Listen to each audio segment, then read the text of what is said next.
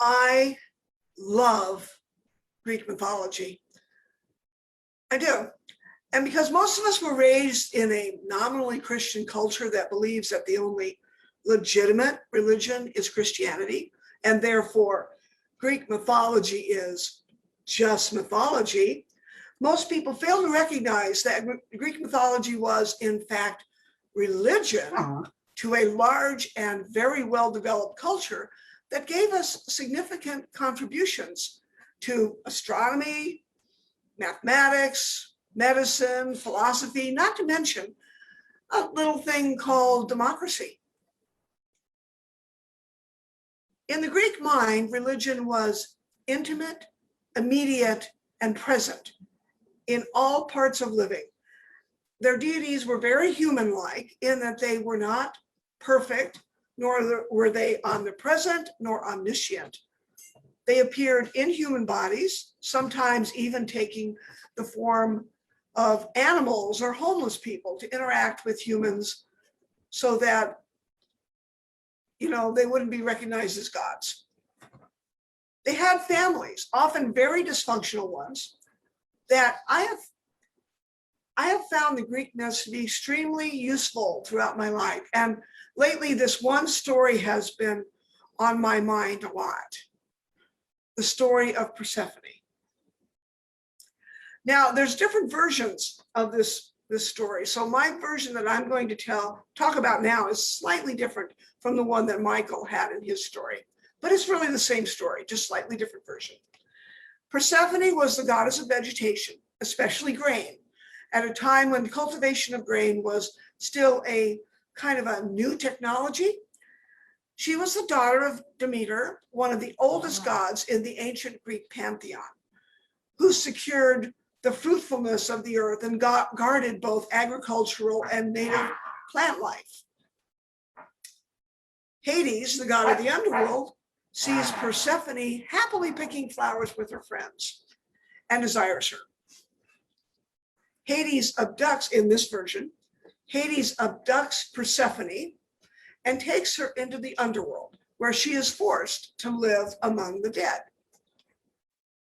Now, because Demeter is too preoccupied with her own grief to pay any attention to the prayers and sacrifices of her followers, Zeus eventually steps in and sends Hermes down into the underworld to retrieve Persephone.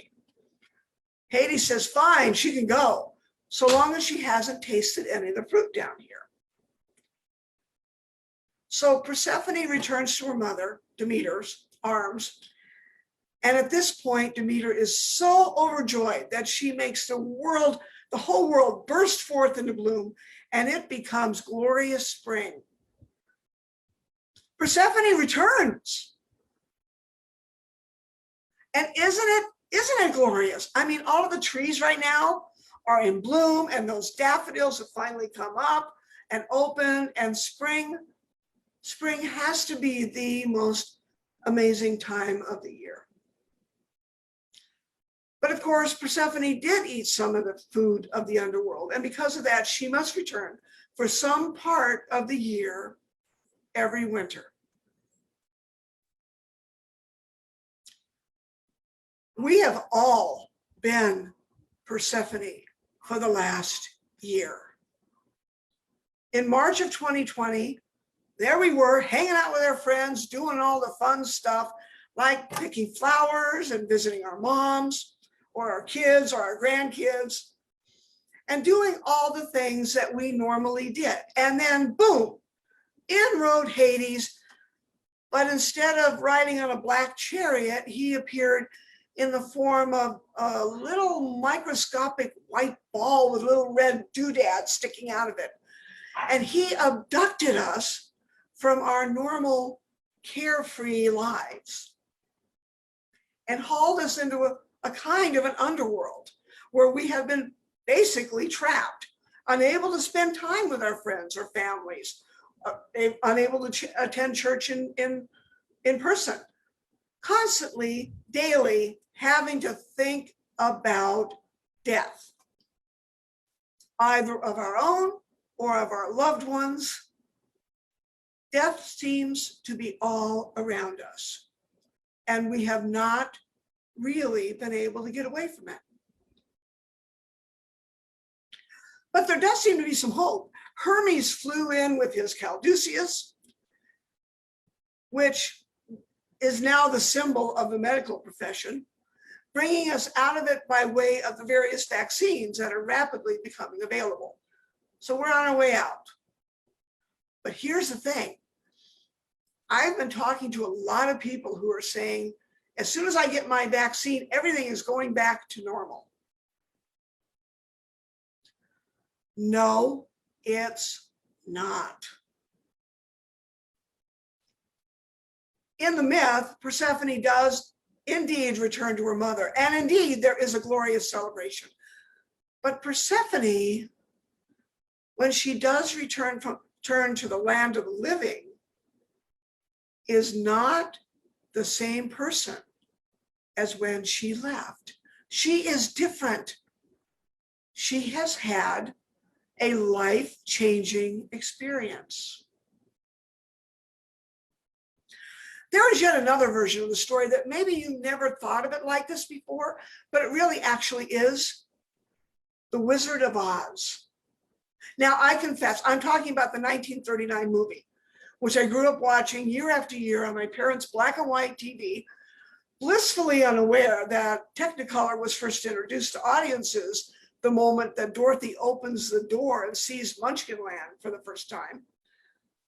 And I've never actually read any of the books, but the movie. As in the myth, Dorothy has a life-changing experience. She survives a tornado. Now, tornadoes are terrifying, and if you've never been in one, or even if you have, I do not recommend it. Dorothy, too, has had a life-changing experience. You might even say she's had a near-death experience. We know this because at the end of the movie, her uncle says that they were afraid they were going to lose her. They tell her that it was all just a dream, but she replies, but parts of it were so real. You might say that instead of being abducted by Hades in the form of the COVID-19 virus, she was abducted by a tornado. And Dorothy did not actually go anywhere either, not technically. She was physically, externally, right there in her bedroom, knocked unconscious. But internally, she faced her fears and conquered them in the form of the Wicked Witch of the West, and in helping the Scarecrow in his quest to find a brain, the Cowardly Lion to find courage, the Tin Man a heart, and she herself, she was just trying to go home. Dorothy was actually finding these lost pieces of herself.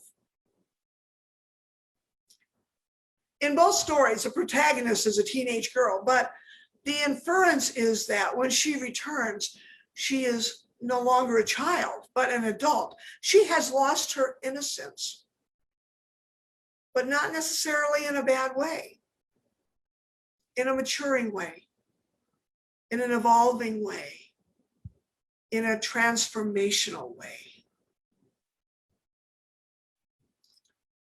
I think that in both stories, the protagonist has learned so much that she will be forever changed. She has gone to the next level, just as I think we all have. You see, many people during this pandemic have been focusing on all the things they cannot do, all the places they cannot go. But the pandemic, just like Persephone's abduction, just like Dorothy's tornado, has forced us to do some important inner work, whether we are aware of it or not. Remember the responsive reading that we did earlier? For if that's which you seek, you find not within yourself, you will never find it without.